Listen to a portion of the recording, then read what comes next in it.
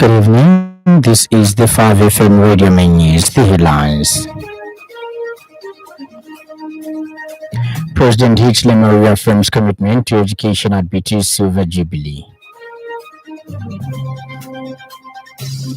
Zema receives Cyanamator's pollution assessment report.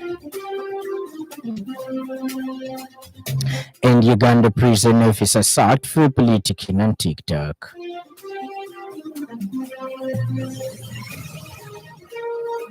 This bulletin is live on our YouTube channel, 5FM Radio Zambia, and live on our Facebook page, 5FM Radio Zambia.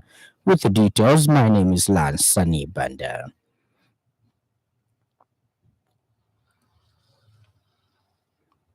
President Hichilema has stated that education is a key economic pillar that government is using to advance national development. Speaking at the Silver Jubilee celebrations of the Basic Education Teachers Union of Zambia BTs held at the Mulungushi International Conference Center, President Hichilema emphasized that government remains steadfast in its commitment to prioritizing and supporting the education sector. He said government is taking strategic steps to strengthen the education system through the recruitment of more teachers and by creating an environment conducive and effective teaching and learning. The president noted that teachers are central to the realization of Zambia's development goals, adding that the reintroduction of free education is aimed at guaranteeing that every child has access to quality education. President Hichilema further reaffirmed government's dedication to working collaboratively with teacher unions such as PTs and other stakeholders to improve the working conditions of teachers and all public service employees in order to drive productivity and economic growth. So I'm honored here to be here to celebrate whose 25-year anniversary. This Silver Jubilee and anniversary, I'm truly honored to be the first head of state to officiate at such functions. Thank you for inviting me. Thank you very much. Sometimes people like me take it for granted that they will always be invited to be the guests of honor. It's not true. So really, I feel privileged. You think that I've done you a favor. Actually, you've done me a favor to be able to stand before my teachers. To stand before my teachers. Truly a privilege. Thank you, Betus. So we join you in celebrating 25 years of Betus' existence. The Agriculture and Commercial Society of Zambia, ACSZ, has awarded various journalists in recognition of their outstanding contribution to media coverage of the Agriculture and Commercial Show. Government has reaffirmed its recognition of the media as a cornerstone of democracy and a key partner in national development. Minister of Information and Media and Chief Government spokesperson Cornelius Mwetwa officiated at the ACSZ Media Awards ceremony, where he emphasized the critical role the media plays in informing, educating, and empowering citizens. Mr. Mwetwa said the media promotes transparency and holds leaders accountable, thereby strengthening democratic institutions. He commended journalists for their professionalism, balance, and dedication to the public interest, noting their contribution to uninformed citizenry, inclusive governance, and national development. And strengthen democratic governance. The coverage of events such as the 97th Agricultural and Commercial Show and the second Agro Input and Machinery Expo is particularly important because these platforms showcase innovation, investment opportunities, and the resilience of our agricultural and commercial sector. By amplifying these stories, the media helps stimulate economic growth, encourage participation, and highlights opportunities that contribute to national prosperity.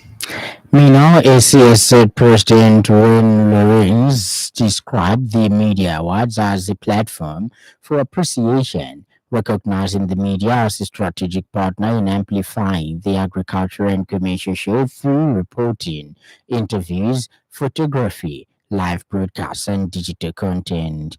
Mr. Lawrence applauded all award recipients for their excellence, creativity, and professionalism, and encouraged journalists who did not win to remain committed to high standards, assuring them that their work is equally valued.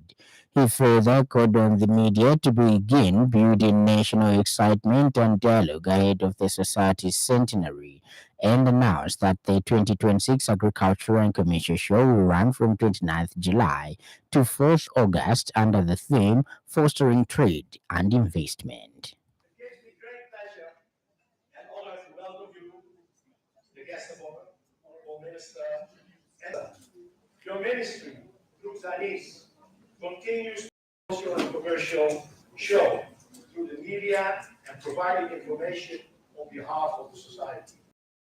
I extend our sincere gratitude to each one of our media partners for honoring our invitation and for the invaluable role you continue to play in telling the stories of the show. Today is not just about awards, but it's about appreciation. It's about recognizing the media. The Minister of Health, Elijah Mchime, today officially unveiled the long-awaited Zambia Medicines and Medical Supplies Agency ZAMSA board.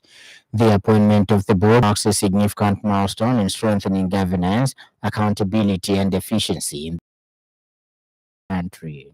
Speaking during a press briefing at the Ministry of Health headquarters, Dr. Mchima stated that the newly appointed board comprises professionals drawn from government, professional regulatory bodies, faith-based institutions, and the private sector. He emphasized that this diverse composition brings together a wealth of experience to support SAMSA's mandate. Dr. Mchima added the Ministry of Health enhance oversight and ensure the timely availability of quality medicines and medical supplies for Zambians. Fine together, keep up with the strikes so that there are no cholera cases. Cholera is a key issue. If all of us adhere to the recommended hygiene standards, there will be no cholera. But the problem is, well, shortage in terms of access to water. But local government is doing everything possible, starting with UTH. All of them have been released. And after UTH, we are already in some numbers released to brief the situation.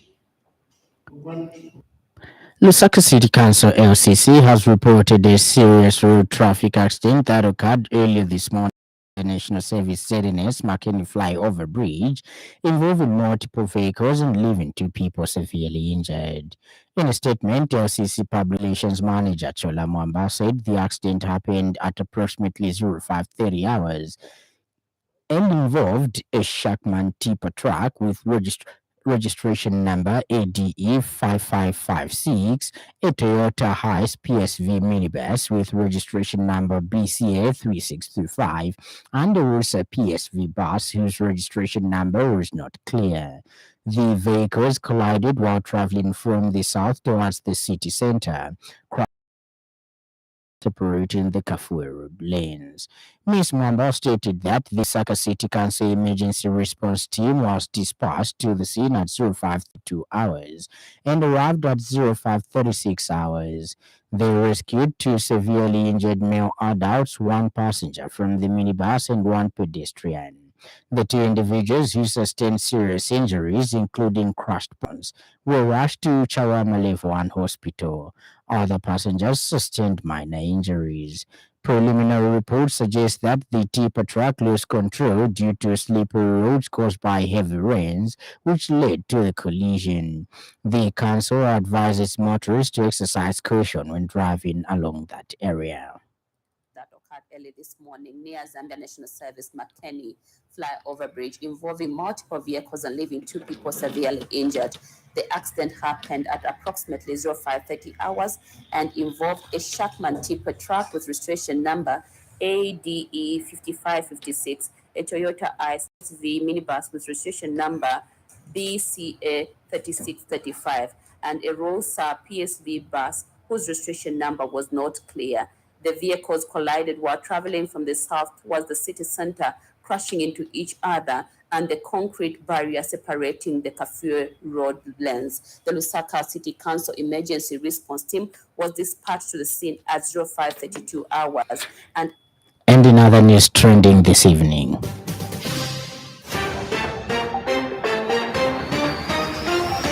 a Patriotic Front presidential aspirant has dismissed reports suggesting he has withdrawn from the party's leadership race or has been expelled.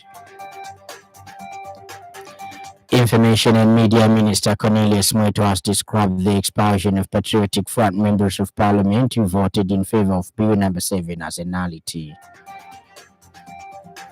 Up next, the business news.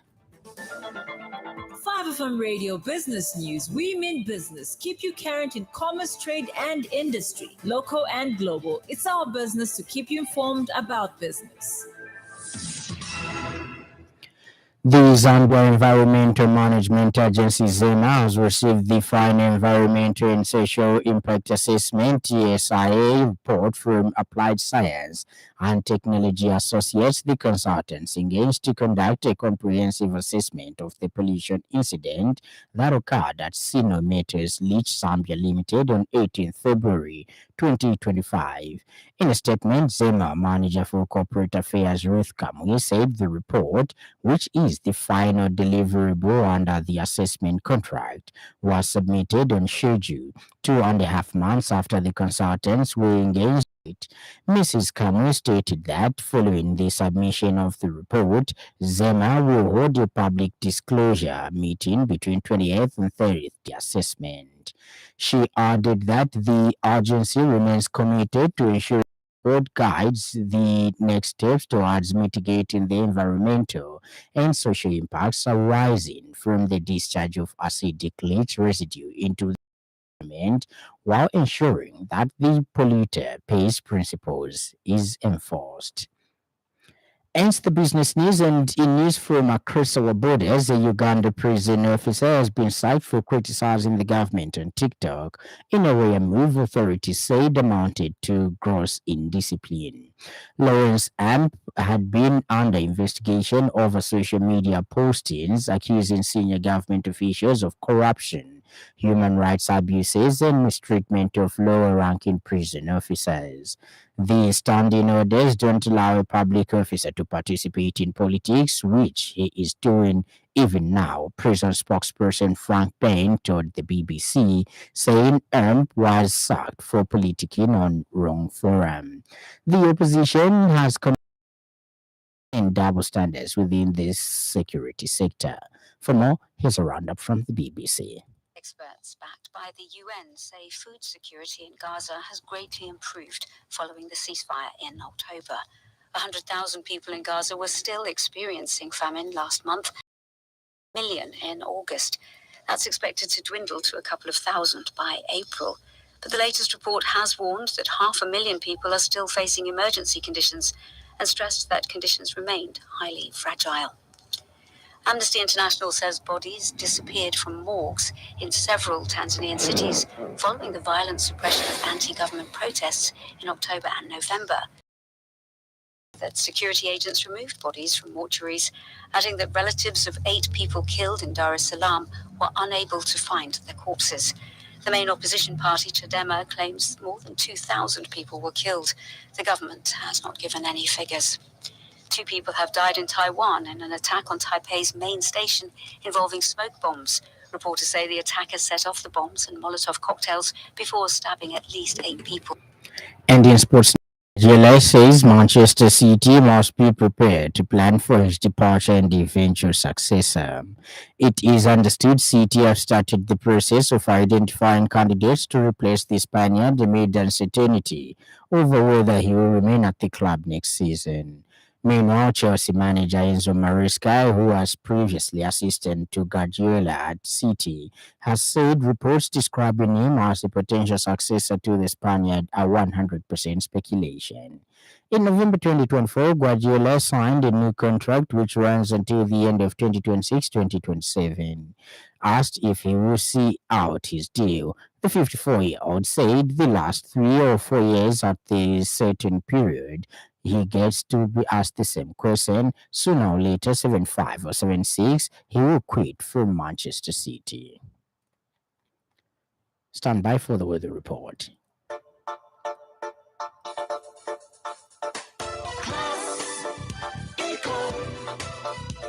Class Econ Roofing Africa. Class Econ Roofing, plot 17100 off Katanga Road, 150 meters from Mumbwa Road, Chinika Industrial Area, Lusaka. Class Econ Roofing. Class plus economy. Class Econ. Class Econ Roofing Africa. Class. Western, northwestern, Copperot, and Lepula provinces mainly cloudy, slightly windy with isolated rain and thunder. Saka Central, northern Muchinga, and eastern provinces mainly cloudy with isolated rain and occasional thunder. Ends the weather report in the item of the news part before we go a recap of the stories that made headlines.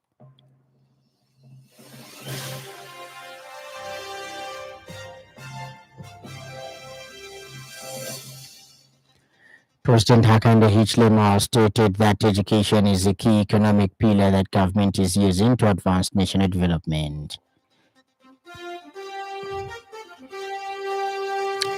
The Zambia Environmental Management Agency has received the final environmental and social impact assessment report from Applied Science and Technology Associates, the consultants engaged to conduct a comprehensive assessment of the pollution incident that occurred at Sino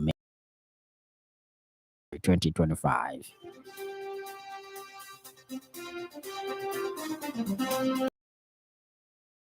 A Ugandan prison officer has been sacked for criticizing the government on TikTok. In a rare move, authorities said amounted to gross indiscipline. For more news, follow us on Facebook, 5FM Radio Zambia, and subscribe to our YouTube channel, 5FM Radio Zambia. On behalf of the entire news crew and the technical department, thank you for listening to the of 5FM. Stay safe and stay tuned to 5FM Radio. My name is Lance Sannie. Enjoy the rest of the weekend.